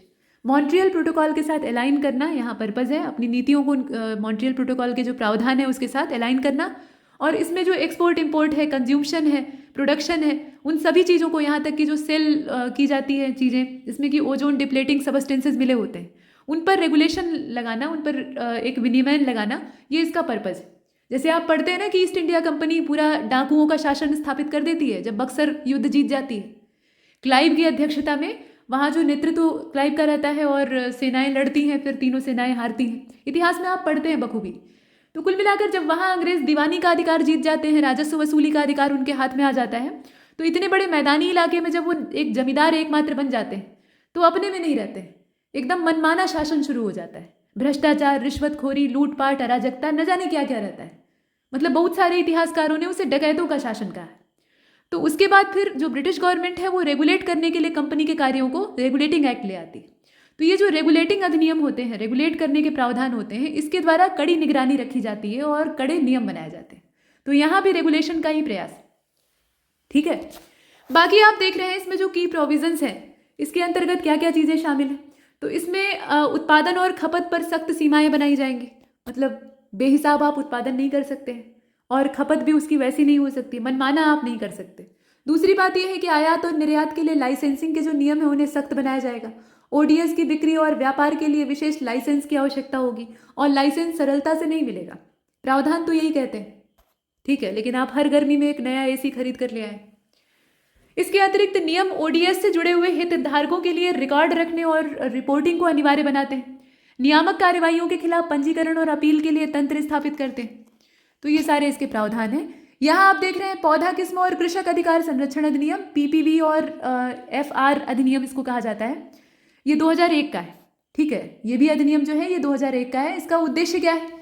तो पौधों की नई नस्लों के विकास को बढ़ावा देते हुए पौधों की किस्मों और किसानों के अधिकारों की रक्षा करना, यही इसका पर्पस। तो इसमें कुछ अतिरिक्त तथ्य जोड़े गए हैं, जैसे कि ये पौधों की किस्मों के निर्माण में शामिल किसानों, पौधों के प्रजनन को और शोधकर्ताओं को बौद्धिक संपदा अधिकार देता है और किसानों की किस्मों के पंजीकरण के लिए एक रूपरेखा स्थापित करता है। ये इसमें कुछ खास बातें। इस अधिनियम में पौधों के आनुवांशिक संसाधनों के संरक्षण में किसानों और समुदायों के योगदान को विभिन्न पुरस्कार, जैसे कि आपका plant genome saviour community award है, plant genome saviour community award है, इसके अलावा फार्मर रिवार्ड है, इन सब के माध्यम से ये मान्यता देता है, रिकॉग्निशन देता है। तो प्रोत्साहन देगा तो अपने आप ही लोग प्रोत्साहित होकर काम करेंगे इस दिशा में। यही इसका उद्देश्य भी है। आगे चलते हैं। इसमें एक चीज़ और कही गई है उसी प्रावधान के अंतर्गत कि यह पौधों के प्रजनकों के अधिकारों को विनियमित करके किस्म के पंजीकरण के लिए आवेदन प्रक्रिया का प्रबंधन करेगा और उसके लिए जो ट्रिप्स समझौता है, विशेष रूप से अनुच्छेद 27 क्लॉज 3B, उसके अनुपालन को सुनिश्चित करता है, जिससे कि अगर कभी आवश्यक हो तो सार्वजनिक आपत्तियों की भी अनुमति वहाँ पर मिल सके। ठीक है, जो पब्लिक ऑब्जेक्शन है उसको भी यहाँ पर अलाउ किया जा सके अगर नेसेसरी होता है तब। ठीक है, तो ये एक चीज़ इसमें शामिल है। अब यहाँ पर आप कोस्टल रेगुलेशन जोन को देख रहे हैं। Coastal regulation zone CRZ notification 2018 और शैलेश नायक कमेटी का यहाँ पर नाम जुड़ा हुआ है, जिसकी रिकमेंडेशन पर यह पूरा मामला आधारित है। तो इसमें कमेटी का नाम भी पूछा जा सकता है। उद्देश्य क्या है? जलवायु परिवर्तन के मद्देनजर सतत विकास को पर्यावरण संरक्षण के साथ संतुलित करना। सतत विकास पहले से ही पर्यावरण संरक्षण के साथ बैलेंस। सतत विकास इसी बात के लिए तो है, पर्यावरण संरक्षण को ही उसमें बढ़ावा देना है। सतत विकास का मतलब आप सभी जानते हैं, सीधी बात है कि हम अपना डेवलपमेंट करें और साथ साथ जो हमारे पास संसाधन हैं जिनकी मात्रा बहुत सीमित है उसे हम इस हिसाब से इस्तेमाल करें कि हमारी आवश्यकताएं तो पूरी हो ही, साथ में भावी पीढ़ियों के लिए भी बचा रहे। तो जब हम अपने प्राकृतिक संसाधनों को किफ़ायती दृष्टिकोण से या किफ़ायती नज़रिए से इस्तेमाल करेंगे तो निश्चित तौर पर हम पर्यावरण संरक्षण की ही दिशा में काम कर रहे हैं। वो तो अभी तक के जो पिछले दशक गुजर गए वहाँ पे हमने इस कदर विकास का अपना ढांचा डेवलप कर लिया था कि प्रकृति के जो संसाधन हैं उनका हमने बेहिसाब दोहन किया, इतना एक्सप्लोटेशन किया कि प्रकृति पूरी खोखली हो गई। तब जाके दुनिया भर के देशों को और दुनिया भर के जो दिमागदार लोग थे उन्हें होश आता है कि सिर्फ मशीनें इजाद करके और प्रोडक्शन करके और इंडस्ट्रियल रिवॉल्यूशन का एक टैग अपने माथे पर चिपकाकर हम कोई तगमा नहीं हासिल कर लेंगे। असली चीज़ है प्रकृति, जिससे कि हम ये सब कुछ ले रहे हैं, और प्रकृति और पर्यावरण ही नष्ट हो जाएगा तो हम तो 2 मिनट में नष्ट हो जाएंगे, देर नहीं लगेगी।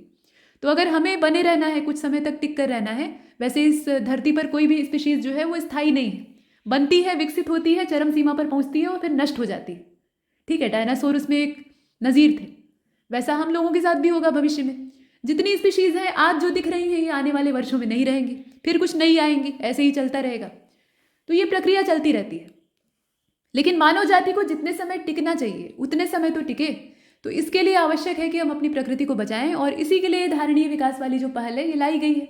सस्टेनेबल डेवलपमेंट गोल को आप देखते हैं 2030 तक अचीव करना है, और उससे पहले आपके MDG थे 2015 तक। तो ये सारे प्रावधान उसी ओर इशारा करते हैं। कुल मिलाकर ये CRZ अधिसूचना को आप देख रहे हैं, इसमें कमेटी का नाम याद रखिएगा, ये है शैलेश नायक कमेटी।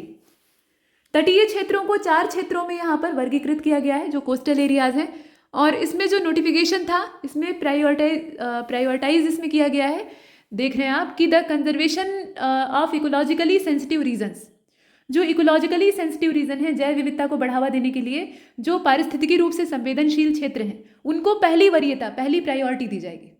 ठीक है, ये इसमें शामिल है। और स्थानीय समुदायों, और विशेष रूप से स्थानीय समुदाय में कौन से होंगे, तो कोस्टल एरिया में रहने वाले जो फिशरीज पर आधारित रहने वाले लोग हैं, मछुआरे हैं, उनकी आजीविका को भी सुरक्षा मिल सके साथ में, ऐसा न हो कि उनका दाना पानी बंद हो जाए। और व्यापक दृष्टिकोण पारिस्थितिकी संरक्षण और तटीय आबादी के सामाजिक आर्थिक जरूरतों दोनों को ध्यान में रखेगा, दोनों को बैलेंस करके लेके चलेगा। ये एक खास बात इसमें। आगे बढ़ते हैं।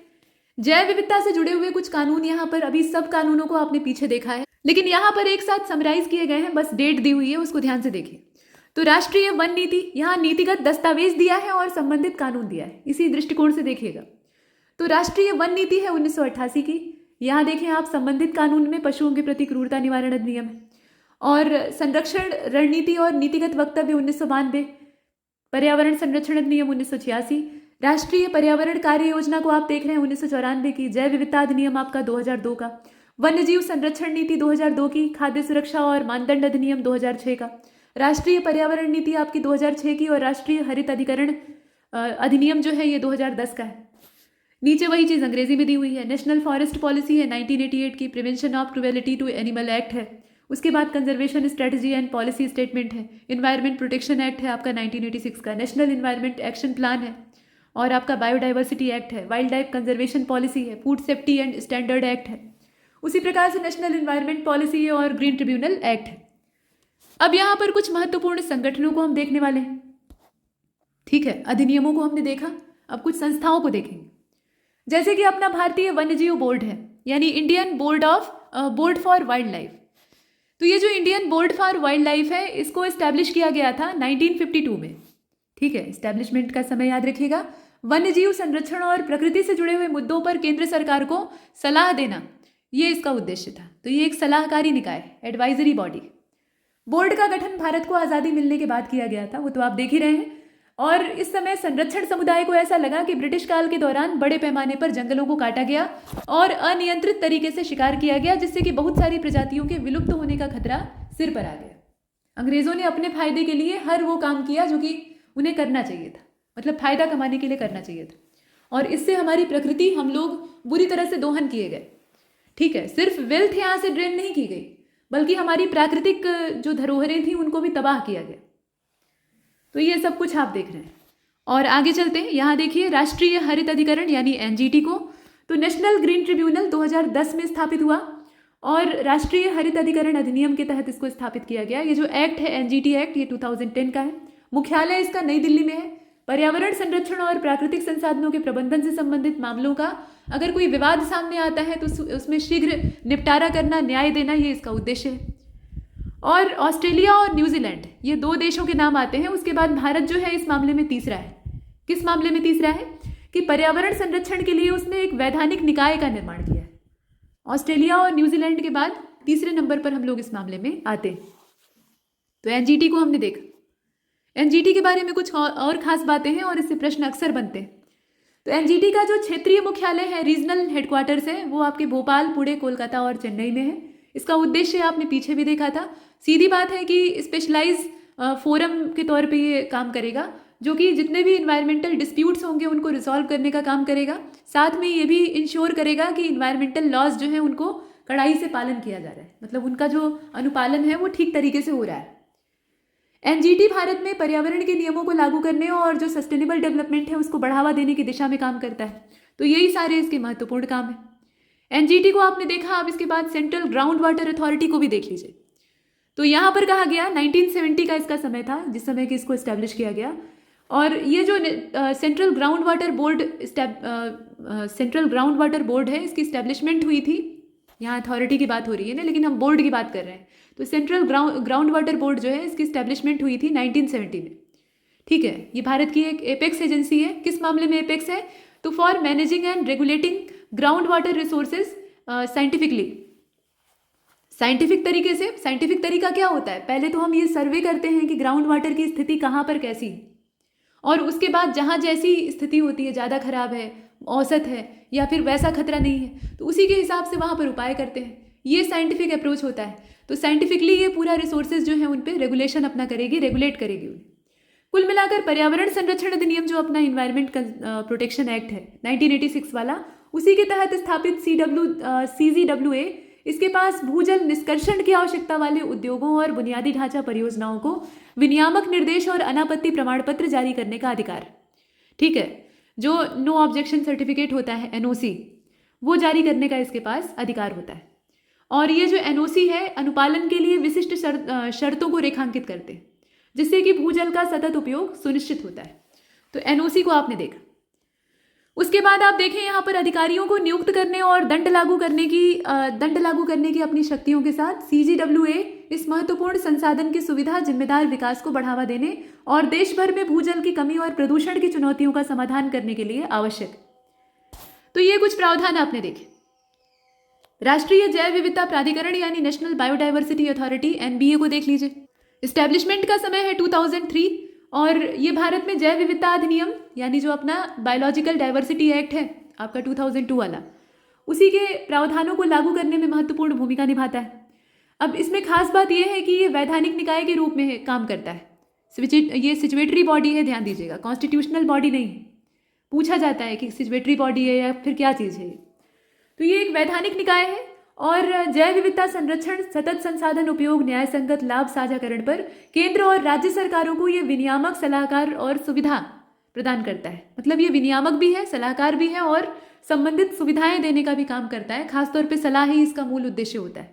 मानना न मानना ये केंद्र और राज्य के ऊपर, खासतौर पे केंद्र के ऊपर निर्भर करता है। तो ये चीज़ आपने देखी। अब कुल मिलाकर NBA जो है ये एडवाइस देता है किस मामले में? तो विरासत स्थल और प्रबंधन जो प्रथाएं हैं उनके चयन पर ये एडवाइस देने का, सलाह देने का काम करता है। उसके साथ साथ राज्य जैव विविधता बोर्ड संबंधित मामलों में राज्य सरकारों को सलाह देते हैं। तो जैव विविधता बोर्ड एक तो केंद्रीय है, राष्ट्रीय स्तर का, और दूसरा ये राज्य स्तरीय गठित किया जाता है। तो राज्य स्तरीय जो बोर्ड है वो यहाँ स्थानीय स्तर पर काम करते हैं, राज्य सरकारों को वही एडवाइस देते हैं जैसे आपका केंद्रीय बोर्ड कर रहा है। तो अधिनियम में उल्लिखित गतिविधियों के लिए अनुरोधों का मूल्यांकन करना, इसके अलावा NBA जो है वो जैविक संसाधनों के जिम्मेदार उपयोग को सुनिश्चित करता है, संरक्षण और सतत विकास दोनों को बढ़ावा देता है। इसके बाद आपका wild life crime control bureau है, WCCB। यह संगठित वन्यजीव अपराध से निपटने के लिए वन, पर्यावरण और जलवायु परिवर्तन मंत्रालय के तहत भारत सरकार के द्वारा स्थापित एक वैधानिक निकाय है। संसद द्वारा विधि के माध्यम से इसको स्थापित किया गया है। मुख्यालय यानी हेडक्वार्टर इसका नई दिल्ली में है। ये कुछ खास बातें हैं। स्थापना कब हुई थी? तो 2006 में हुई थी, और ये जो वाइल्ड लाइफ प्रोटेक्शन एक्ट था 1972 वाला, उसी के प्रावधानों के तहत स्थापित किया गया। कुल मिलाकर वन्यजीव अपराध से निपटने में एक महत्वपूर्ण भूमिका देश में निभाता है, सरकार को एडवाइस देता है, अंतर्राष्ट्रीय संगठनों के साथ सहयोग करता है। इसका उद्देश्य कुल मिलाकर यह है कि जो वाइल्ड लाइफ है उसके खिलाफ अगर कोई क्राइम हो रहा है तो उस पर कंट्रोल किया जा सके, और उसके लिए जो प्रयास बन सकते हैं उसे किए जा सके। संचालन का सफल कार्यान्वयन देश भर में वन्यजीव अपराधों को संबोधित करने में इसकी प्रभावशीलता को दर्शाता है। मतलब कुल मिलाकर ये है कि इसका जो इसके जो ऑपरेशंस हैं वो एक इफेक्टिव वाइल्ड लाइफ क्राइम को कंट्रोल करने का काम करते हैं। ठीक है, इसके दिशा में एक इफेक्टिव स्टेप के तौर पे देखे जाते हैं। तो ये अगर इसमें ये कहने का तात्पर्य है कि अगर ये प्रभावशाली तरीके से काम करता है तो निश्चित तौर पर जो वन्यजीवों के खिलाफ अपराध होते हैं उन पर नियंत्रण लगाया जा सकता है। लेकिन कोई भी इस तरह की संस्था जो है वो 100% इफिशियंसी के साथ काम नहीं कर पाती है। अब ये हमारे सिस्टम का दोष है जो कि लंबे समय से चला आ रहा है, और इसमें सुधार की एक पुरजोर आवश्यकता है। आगे आप देखें, यहाँ पर भारतीय वन्यजीव ट्रस्ट है यानी wild life trust of India, WTI, और ये इस्टेब्लिश हुआ था नवंबर 1998 में। ठीक है, और खास बात यह है कि वन विभाग मंत्रालय जो है उसी के द्वारा इसको स्थापित किया गया था। और इसमें खास बात और क्या हो सकती है? तो वन्यजीव ट्रस्ट है तो उसका काम भी वन्यजीव यानी वाइल्ड लाइफ से जुड़ा हुआ होगा। तो कुल मिलाकर इसका उद्देश्य क्या है कि वन्यजीवों की खतरनाक गिरावट के जवाब में इसको गठित किया गया। ये एक चैरिटी है, ठीक है, पंजीकृत चैरिटी है। आयकर अधिनियम जो अपना 1961 था उसकी धारा 12A के तहत ये पूर्वोत्तर भारत, पश्चिमी हिमालय, तराई क्षेत्र, दक्षिणी घाट, इसके अलावा आप देखेंगे इसमें यहाँ पे आप देख रहे हैं ये दक्षिणी घाट क्या पश्चिमी घाट की बात हो रही है। असल में दक्षिणी घाट क्या होता है? दक्षिण भारत का पश्चिमी घाट और पूर्वी घाट में भी जो क्षेत्र हैं जैसे मैंग्रोव इत्यादि हैं, कुल मिलाकर जहाँ भी जैव विविधता ज़्यादा सघन है, सुंदरवन का भी नाम लिया गया है, तो वहाँ के महत्वपूर्ण परिदृश्यों पर ये ध्यान केंद्रित करती है। मतलब जहाँ भी वन्य जीवों की आबादी, जो वहाँ के जिस वन्य जीव का नेचुरल हैबिटेट था, जैसे मान लीजिए साउथ इंडिया में जहाँ जहाँ एशियन एलिफेंट का नेचुरल हैबिटेट है या जहाँ किसी खास प्रजाति का निवास स्थान है, वो वहीं पर ज़्यादा पाई जाती है और कहीं उसको ऐसे देखा नहीं जाता है, तो उसकी आबादी में अगर तेज़ी से गिरावट आ रही है तो उस पर ध्यान केंद्रित करना और उस पर कदम उठाना ही इसका उद्देश्य है। खासतौर पे ये एक ट्रस्ट है, एक चैरिटी की तरह से काम करता है। अब आगे चलते हैं, यहाँ पर देखें इसकी विविध पहलुओं के माध्यम से WTI जो है यानी ये ट्रस्ट, इसका उद्देश्य लुप्त प्राय प्रजाति और उनके आवासों का संरक्षण करना है, क्योंकि किसी भी प्रजाति के लुप्त होने के पीछे सबसे बड़ा उत्तरदायी कारण होता है उसके हैबिटेट का नष्ट होना। तो उस हैबिटेट को बचाना, जैसे कि एग्जाम्पल दिया गया है सारस क्रेन के संरक्षण के लिए समर्थित परियोजना, ठीक है, इसके द्वारा समर्थित परियोजना। तो ये सारे मतलब सिर्फ एक एग्जाम्पल है, सारस के अलावा बहुत सारे ऐसे पक्षी हैं और ऐसे जीव जंतु हैं जिनके लिए ये काम कर रहा है। इसके बाद आप यहाँ पर राष्ट्रीय वन्यजीव बोर्ड को देख रहे हैं, national board for wild life, और भारत के लिए एक प्रमुख प्राधिकरण के तौर पे ये स्थापित हुआ था। स्थापना इसकी कब हुई है? तो 2003 में हुई है। प्रधानमंत्री की अध्यक्षता इसमें होती है। केंद्रीय पर्यावरण, वन और जलवायु परिवर्तन मंत्री जो है वो इसमें उपाध्यक्ष होते हैं। बाकी बोर्ड में मुख्यमंत्री और केंद्रीय मंत्री जो हैं अलग अलग वो भी शामिल होते हैं, यानी महत्वपूर्ण लोग इसमें शामिल होते हैं। अब इसमें खास बात क्या है कि वन्यजीव और वन संरक्षण नीतियों पर सलाहकार के तौर पे ये काम करता है, सरकार को सलाह देने का काम करता है। और जो राष्ट्रीय उद्यान है उनकी सीमाओं में अगर किसी तरह का बदलाव हो रहा है तो उसकी देखरेख करता है। जितने भी टाइगर रिजर्व हैं या वन्यजीवों के हैबिटेट हैं उनसे संबंधित अगर कोई महत्वपूर्ण प्रस्ताव है तो उसकी निगरानी करके उस पर मंजूरी देने का काम करता है। तो ये सारे इसके उद्देश्य हैं और इसके काम हैं। और इसकी जो स्थायी समिति है वो तिमाही बैठक करती है, हर 3 महीने पर इनकी बैठक होती है। और इसमें आप देखेंगे कि भारत में प्रभावी वन्यजीव प्रबंधन को सुनिश्चित करने का काम किया जाता है और उसके प्रस्तावों की समीक्षा होगी। अगर कोई प्रपोजल आया हुआ है, कोई निर्णय लिया गया है या लेना है, तो उसके लिए महत्वपूर्ण वहाँ पर उस मुद्दे पर चर्चा होगी ताकि एक प्रभावी फैसला लिया जा सके। तो इसके साथ ही हमारा ये लेक्चर समाप्त होता है। इसमें हमने पर्यावरण से संबंधित बहुत सारे नियम कायदों को देखा, बहुत सारी संस्थाओं को देखा। आशा है कि आप इसका भरपूर लाभ लेंगे।